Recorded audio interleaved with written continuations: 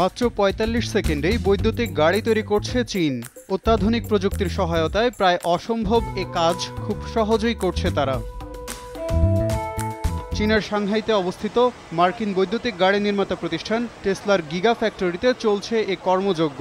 Model Y নামের গাড়িটির welding এবং অ্যাসেম্বলিতে সময় লাগে মাত্র ১ মিনিট, আর চূড়ান্ত পর্যায়ে গাড়ি তৈরি সম্পন্ন করতে সময় লাগে ৪৫ সেকেন্ড।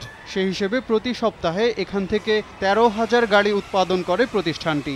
এছাড়া চলতি মাসে চীন জুড়ে ৭০০টি স্থানে প্রায় ১৬০০টি বৈদ্যুতিক সুপার চার্জিং স্টেশন স্থাপন করেছে প্রযুক্তি জায়ান্ট টেসলা। ২০১৯ সালে প্রতিষ্ঠিত চীনের এই ফ্যাক্টরিটি যুক্তরাষ্ট্রের বাইরে টেসলার একমাত্র গিগা ফ্যাক্টরি। এখানে আছে প্রায় ৫০০টি রোবোটিক হাত। এছাড়া ব্যবহার করা হয়েছে industrial internet system, factory execution control সহ অত্যাধুনিক সব প্রযুক্তি। এর ফলে কমে গেছে গাড়ি উৎপাদনের সময় ও ব্যয়। এছাড়া গাড়ির মান নিয়ন্ত্রণেও করা হয় কয়েক ধাপের পরীক্ষা।